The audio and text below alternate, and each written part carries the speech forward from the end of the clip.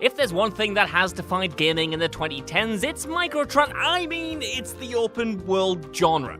From new IP like Watch Dogs to classic franchises like Metal Gear Solid dropping linear levels in favour of a big play area, pretty much everyone jumped on the bandwagon and it made for some glorious games. However, that has made this list difficult, as what even defines an open world game anymore has changed so drastically. For the purposes of clarity then, wide linear titles that have sandbox elements like God of War and Dark Souls, despite being awesome releases, aren't eligible for this list. Likewise, we're judging games not only on their quality, but how well they use the space they let players go wild in. I know this doesn't matter to most of you and I'll get killed in the comments anyway, but regardless, I'm Josh from WhatCulture.com and these are the 15 best open world games of the decade. Number 15, Mafia 2.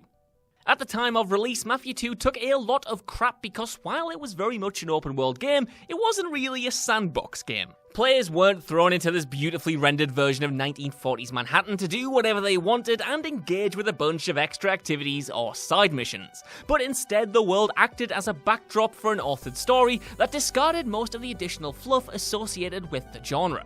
That was the best move as well, because while there was another crime epic published by Take-Two, Mafia 2 was not built to ape GTA.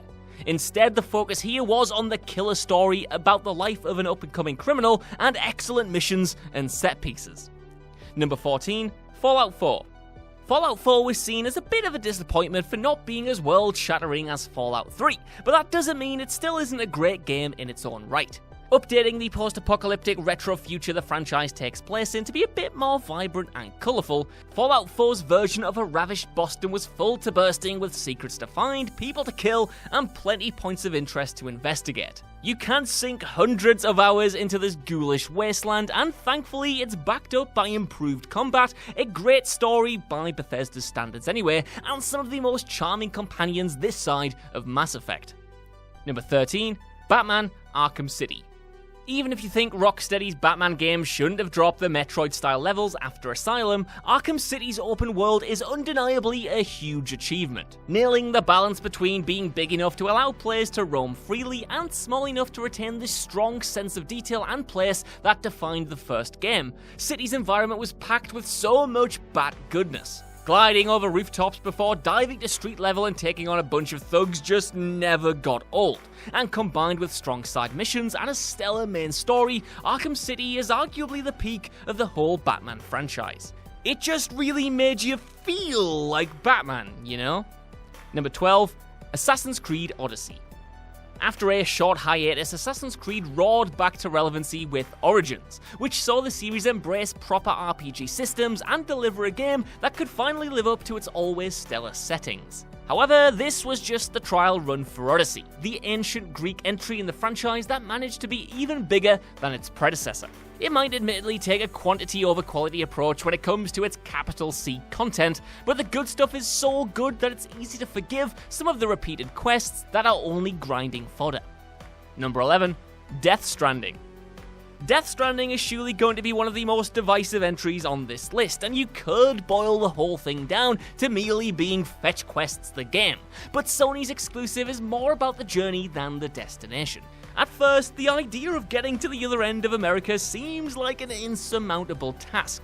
The landscape is huge, untamed, and hostile, and initially it takes so much effort to connect even a couple of settlements. However, it's how the player gains mastery over that space, and makes a world that once felt impossibly big small that makes the loop so captivating. Creating your own network of roads, zip lines, and bridges, helped by structures built by other players, awards the game with a real sense of progression, and drives home the fact that, even if you never see them in the flesh, you and everyone else are all in this together. Yep, insert a high school musical joke here, haha. Number 10, Spider-Man. New York is not an easy city to make interesting, and yeah, that might sound like a strange statement considering it's acted as the backbone of so many open world games, but that's partly the point. It's so familiar that players have seen it all before. They've walked these streets, visited Times Square, and tried their best to climb the Empire State Building, and this goes doubly for Spider-Man games. It's a testament then to just how good Insomniac's take on the wall crawler is that they managed to make NYC feel fresh again. Though the staples remained the same, there was an attention to detail present that made the most unassuming streets appear genuinely lived in. Throw in locations ripped straight from the wider Marvel universe, and for once you had a Spider-Man game that was enjoyable to experience at street level, rather than when soaring above copied and pasted cardboard buildings. Number 9. Metal Gear Solid 5: The Phantom Pain. Metal Gear Solid 5 was both the first open-world entry in the series and also the first open-world game director Hideo Kojima ever made, and it was a match made in heaven. MGS's tactical approach to stealth blossomed within a sandbox structure, and planning and executing how to get inside a base and back out without being seen remained compelling over 50 hours. Thanks to the Fox Engine's buttery smooth game feel, methodical sneaking was just as satisfying as all-out combat, and the way the game forced you to improvise on the spot meant it was never a case of repeating the same thing over and over again. What makes this even more impressive though is that, arguably anyway, the game isn't even finished, and yet it still manages to be better than most open-world games this decade. Number 8. Horizon Zero Dawn. Like MGS5, Horizon Zero Dawn was another first attempt at an open-world game, and the team at Guerrilla Games absolutely nailed it. Horizon's beautiful mix of future tech and classic fantasy iconography made for a game world that felt at once familiar yet alien, and absolutely begged the player to uncover its secrets. The loop of exploring and facing off against robotic dinosaurs, each with their own unique behavioural patterns, always promoted smart play, and conquering these prehistoric but not really beasties through your wits and the very versatile bow and arrow was endlessly satisfying. It's perhaps the most important Sony game this generation, and the sequel can only get better. Number 7. Red Dead Redemption. Though there had been a couple of Western games before Rockstar tried their own hand at one, each one of them felt like a trial run for Red Dead Redemption to properly realise the genre in video game form. It wasn't simply a love letter to the Wild West, it was a vital addition to the canon. A stunning, gripping gunslinger tale told with the same finesse and attention to detail you'd expect from the makers of Grand Theft Auto. That heritage is perhaps why it's such a special game though. This could have very easily become GTA with horses, but while the developers transferred over elements from their other series, Red Dead was a major step forward, and marked a shift from the player-driven anarchy of the studio's previous titles to the authored role-playing that would define the series going forward. The storytelling was a mature step up as well, defined primarily by restraint and the desire to let the characters breathe in this gorgeous representation of the dying West. Number 6. Fallout New Vegas. Fallout New Vegas remains one of the greatest RPGs ever made, which nobody really saw coming when it was first announced. Its opening weekend was defined by the sheer amount of bugs, some humorous, others rage-inducing, that littered Obsidian's spin-off. But that was only the case because New Vegas was bursting with ambition. Despite being a second-tier stopgap between the proper Bethesda titles, Envy put the main games to shame with its fantastically layered storytelling, deep faction system, and player choice that went far beyond simply picking the good or evil option. Alright, that's enough with the quotation marks, sorry. It is a little bit barren, though it is a wasteland after all. Roaming the Mojave Desert to the tune of Big Iron gave New Vegas such a distinct sense of place, a defining aesthetic that the game so effortlessly channeled. Number 5. Grand Theft Auto 5. GTA 5 is the most successful piece of entertainment ever. In the 6 years it's been on sale, Rockstar's Epic has made over $6 billion, an amount of money I literally cannot even begin to comprehend. Of course, money and popularity doesn't necessarily equal quality, but GTA 5 deserves the success it's garnered. At the time, it was the developer's most ambitious game ever, with 3 playable protagonists and a huge sandbox that most players at this point probably know better than the streets they actually grew up on. This is a game that originally came out on last-gen machines that still matches the scale and polish of anything that released on the newer tech, and that's not to even mention online, which has kept players engaged for 6 whole years and counting. Number 4. The Witcher 3.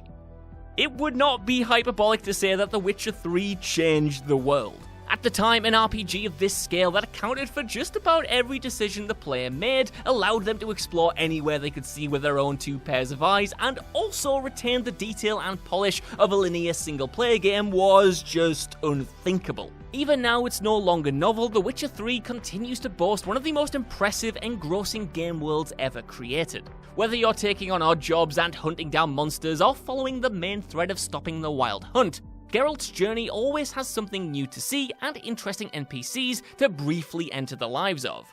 Even better, no part of the environment feels slapped together for the sake of decoration. Everything is important, and everything has a story just waiting for you to uncover. Number 3, The Elder Scrolls V: Skyrim.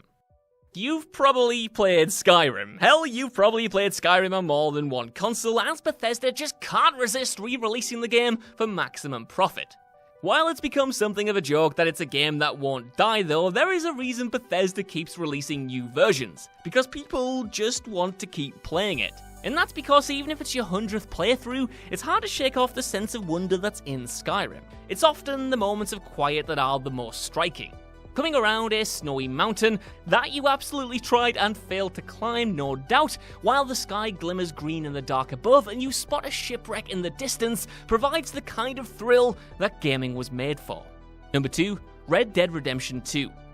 Without a doubt, Red Dead Redemption 2 has the most lifelike open world ever put in a video game. The towns, settlements, and wilderness are rife with life, and while most of it is slow and mundane, Red Dead finds the beauty in those regular interactions. The sequel, like the original, focuses on a dying world, with America itself on the verge of a transition into modernity that will leave a lot of people, including the band of ragtags you're a part of, behind. The fuse is already lit, and Red Dead Redemption's methodical gameplay promotes savouring everything and making that fuse last as long as possible, before the inevitable boom that will come and throw everything into disarray. That means it won't be for everyone, but Red Dead Redemption 2 just doesn't care. It has a singular vision that it sticks to and executes holistically, delivering it all through the eyes of one of the best gaming characters of all time. Number 1, The Legend of Zelda: Breath of the Wild. Though it is inevitably going to be compared considering it just beat it out to the top spot of this list, The Legend of Zelda placing higher than Red Dead Redemption 2 is more emblematic of just how malleable and versatile open world games can be. Breath of the Wild's version of Hyrule is treated like one big level, and like Death Stranding, it's all about the journey rather than the destination.